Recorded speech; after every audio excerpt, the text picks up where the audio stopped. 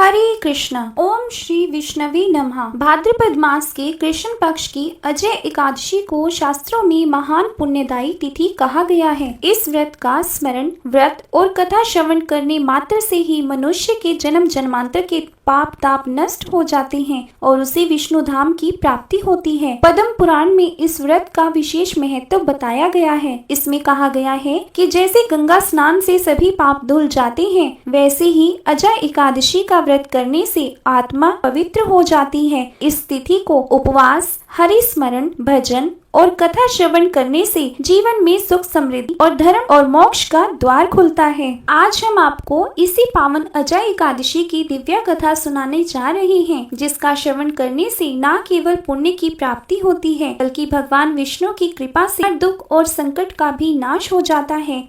आप सभी को अजय एकादशी की हार्दिक शुभकामनाएं। एक समय की बात है, कुंती पुत्र युधिष्ठिर ने भगवान श्री कृष्ण से पूछा, हे भगवान, भाद्रपद कृष्ण पक्ष की एकादशी का क्या नाम है? इस व्रत को करने की क्या विधि है? कृपा करके आप मुझे इस व्रत की विधि, कथा और इसका महत्व सुनाइए। भगवान श्री कृष्ण कहते हैं, धर्मराज, भाद्रपद कृष्ण पक्ष की एकादशी का नाम अजय एकादशी है। यह समस्त पापों का नाश करने वाली है। इस एकादशी के दिन भगवान श्री हरि विष्णु की पूजा की जाती है। जो भी मनुष्य इस दिन श्री हरि विष्णु की पूजा करते हैं, उन्हें वैकुंठ की प्राप्ति होती है। आइए अब मैं आपको अजय एकादशी की व्रत कथा सुनाता हूँ। सत्यवादी हरिश्चंद्र नाम का एक चक्रवर्ती राजा राज्य करता था। उसने विश्वामित्र को दक्षिणा छुपाने के लिए अपना सारा राज्य त्याग दिया, साथ ही अपनी पुत्री, पुत्र तथा स्वयं को बेच दिया। वह राजा चांडाल का दास बनकर सत्य को धारण करता हुआ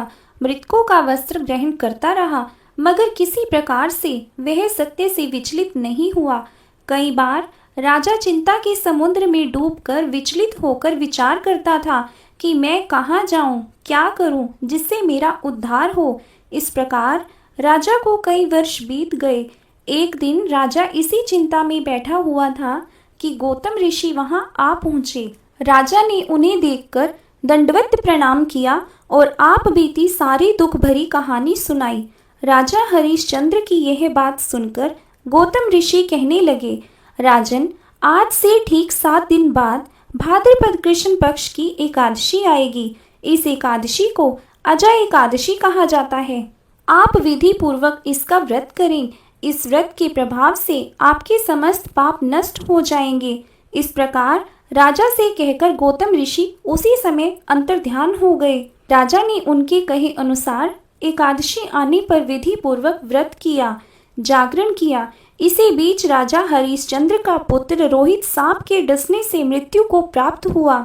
शव्य रानी द्वारा राजकुमार को शमशान में लाए जाने पर राजा हरिश्चंद्र ने रानी शव्य से शमशान का कर मांगा, मगर असहाय शव्य रानी के पास देने के लिए कुछ भी नहीं था। इसलिए उन्होंने अपनी चुनरी को चीरकर शमशान का कर चुकाया। अजय एकादशी के व्रत के प्रभाव से राजा के समस्त पाप नष्ट हो गए। भगवान श्री हरि विष्णु ने साक्षात प्रकट होकर राजा हरिश्चंद्र की प्रशंसा की और स्वर्ग से बाजे बजने लगे, पुष्पों की वर्षा होने लगी। भगवान की कृपा से राजा का पुत्र जीवित हो गया और एकादशी के व्रत के प्रभाव से राजा को उनका सारा राज्य मिल गया। फिर वह तीनों चिरकाल तक राज्य सुख भोग कर अंत में ईश्वर को प्राप्त हुए। हे धर्मराज, यह सब अजय एकादशी के व्रत का प्रभाव था। जो मनुष्य पूरे मन से विधि पूर्वक इस व्रत को करते हुए रात्रि जागरण करते हैं, उनके समस्त पाप नष्ट हो जाते हैं। वह सुख समृद्धि से अपना जीवन व्यतीत कर अंत में स्वर्गलोक को प्राप्त करते हैं। इस एकादशी की कथा को सुनने मात्र से अश्वमेघ यज्ञ का फल प्राप्त होता है। बोलिए श्री हरि विष्णु भगवान की जय। तो यह थी आज की वीडियो। अगर आपको कथा अच्छी लगी हो तो कमेंट बॉक्स में जय श्री कृष्णा जरूर लिखें।